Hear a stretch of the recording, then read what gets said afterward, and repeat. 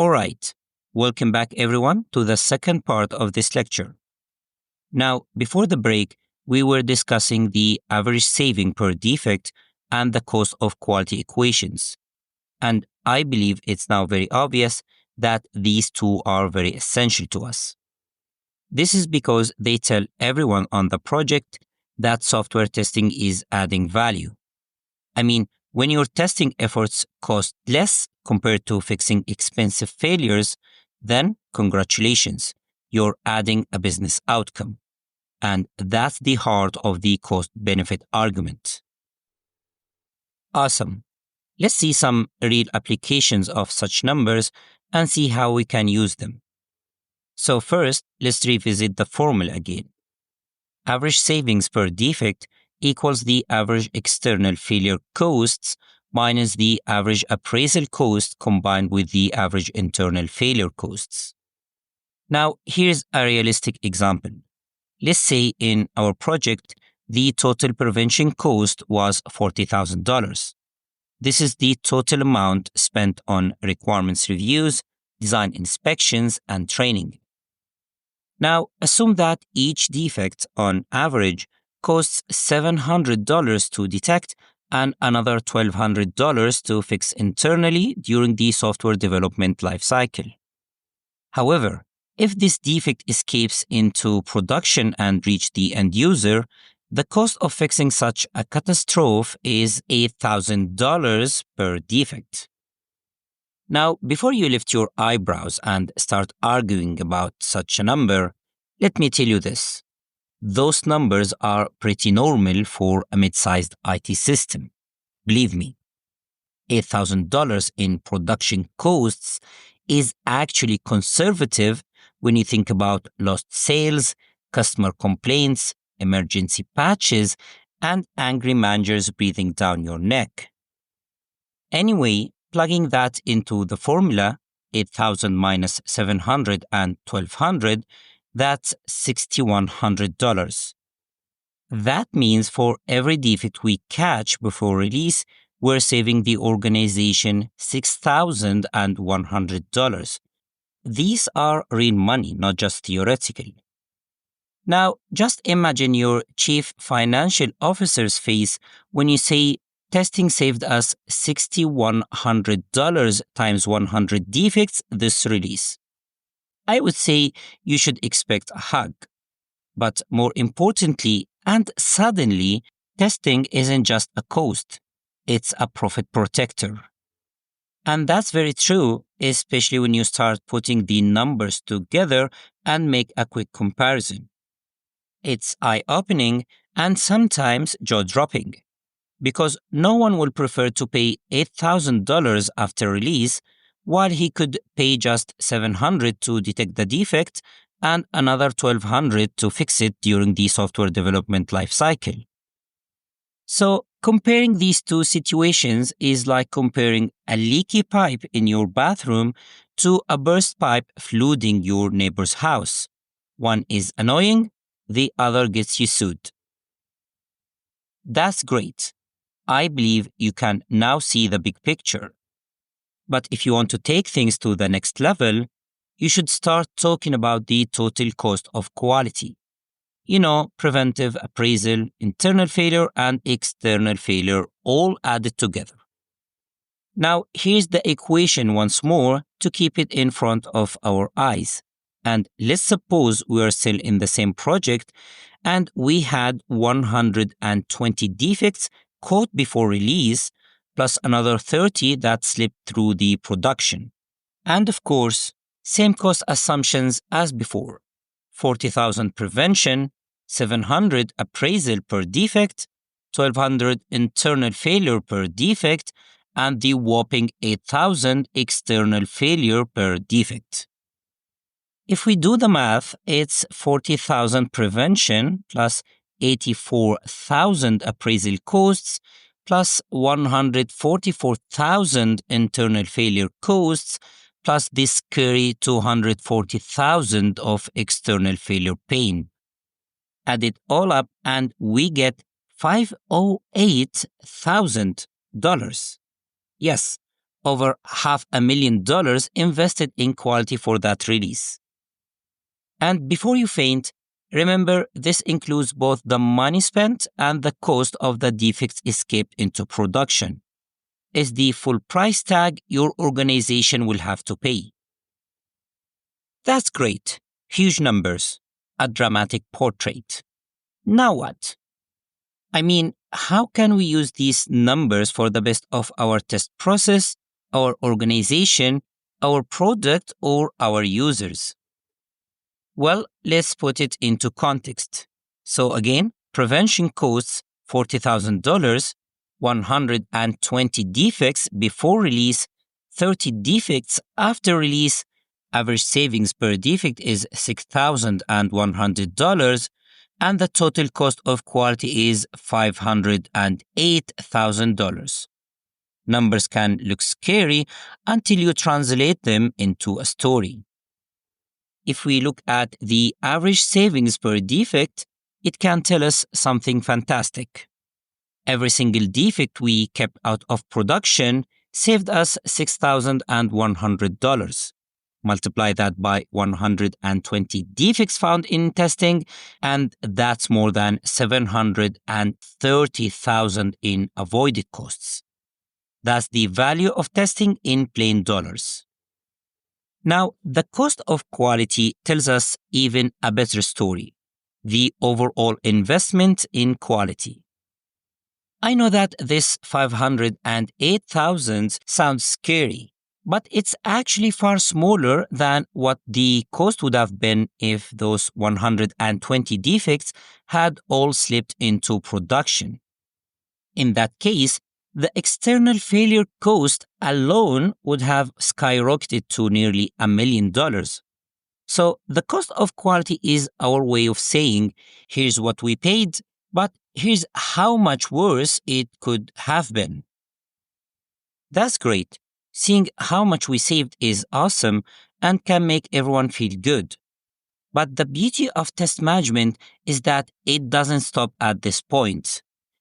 It extends to process optimization and cost reduction, really two big terms in the realm of pioneering any business. So I want you to look again at those external failures. That scary figure, 240,000. That's a big slice of the pie, right? So how about if we boosted prevention by just $12,000, for example? Say with more training, stronger static analysis, or earlier reviews. And that cuts external escapes from 30 defects down to just 25.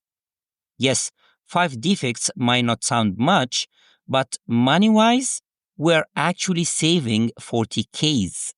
That's a net gain of $28,000. And now I hope you can see testing with different eyes. All right, let's now shift gears and talk about Boehm's curve, the famous one. This curve shows us an important concept. The later in the life cycle you find a defect, the more it costs to fix. In other words, a defect code during requirements might cost a few $100s to correct, but the same defect found in production might cost tens of thousands. That's why the mantra, test early, test often, isn't just a nice slogan. It's a financial strategy. Early defect detection saves serious money. And if you only start testing at the end, you are basically setting yourself up for expensive repair work. So as a test manager, your job is to find the sweet spot. You have to spend wisely on prevention and appraisal so you don't drown in internal and external failure costs later. It's not about testing everything, it's about testing smart and early. And if you're wondering what's the best use case of the Boehm's curve, I would say it's a fantastic tool for grabbing the attention of stakeholders when you're trying to show just how important software testing really is. And since this is the last lecture in our journey and you're probably going to miss me and I'm going to miss you too, let me share a quick story to remember me with. Years ago, I was presenting a business case to convince some folks with fancy suits and nose blinding perfumes to expand the test department. To make my point stronger, I included the Bohm's curve, a few IBM graphs, and even some statistics from the National Institute of Standards and Technology. The presentation went, let's just say, reasonably okay, but I walked away with two lessons that day. First, when talking to executives, don't try to break the ice with a bug joke. Those folks lose attention super fast. And take it from me, the conversation will drift into stories about ants and mosquitoes. And second, I clearly had a very different taste in design and color choices back then. I put the whole presentation in black and white because I thought it looked classy. But it wasn't. All right, I believe we should get back to the core of today's lecture because we're risking wasting time, right? Speaking of risks, it's obvious that testing isn't free. And test managers need to decide how much effort is justified based on the specific risks of the project and the business tolerance for those risks. Because if you test everything endlessly, you might be spending more money than the value you're getting back. That's like buying a $2,000 lock for a $300 bicycle. On the flip side, too little testing is like leaving your front door wide open. Sooner or later, someone is going to walk in and take your gaming PC. And this is where risk-based testing, or RBT, saves the day.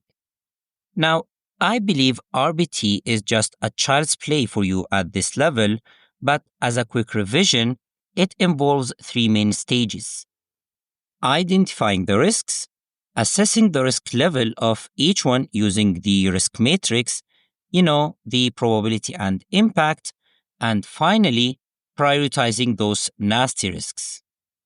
So, by prioritizing our testing based on risks, you focus your efforts where it really matters. You invest heavily in areas where defects would be costly or dangerous and scale back where the risks are lower. This way, you get the optimal cost-benefit balance. Oh, wow. This is actually the last slide. What a great moment. I must admit, it was a very long journey that lasted for more than 14 hours. But I'm sure the superstars of test management are now on their way to shine in the industry. Well done, everyone. So, let's not delay the celebrations any longer, and let's see how we can communicate the cost-benefit of testing to our stakeholders. As a starter, it's actually very important to understand that as a test manager, you need to know which benefits and costs apply in your context. Not every project has the same profile, so it's a must to tailor your message. No one-size-fits-all is allowed here. And when you're working at an enterprise level, always try to communicate in business terms. You have to communicate the tangible benefits of testing, that's the quantitative benefits. Things like cost savings per defect and defects prevented are great to include. But you know what's more interesting? Qualitative or intangible benefits. Here, you can mention things like how testing boosts our confidence in our product, makes it more predictable, and reduces risks and process hassles. Those are equally important and sometimes have a stronger impact. So make sure to put those two into your story. Because when you link those benefits directly to the cost of quality and the savings per defect, you get a business case that no one can ignore. So instead of saying we found 500 defects, you say we saved $500,000. And that's a conversation that gets the attention. And here we are, the finish line of our ISTQB Test Management V3 journey. First of all, congratulations. you have dedicated the time, energy, and focus to go through a subject that isn't always light, but is definitely rewarding. So, we have seen that test management isn't just about tools, processes, or templates, it's about people, decisions, leadership, and responsibility. And the fact that you have made it all the way here shows a real commitment to your growth as a professional. So, I want you to take a moment to be proud of yourself, not just because you now know the theories and practices of test management, but because you have taken one more step in shaping your career and in building the kind of confidence that will carry you through future challenges. So, again, congratulations on completing this huge milestone. And from the depth of my heart, I wish you success in your exams, your projects, your career, and most importantly, your family and social life. And remember, the path of learning doesn't stop here. Stay curious, stay passionate, and keep making a difference wherever you go. And the last thing I want you to hear from me is thank you. Thank you for allowing me to be part of your learning journey. It's been an honor.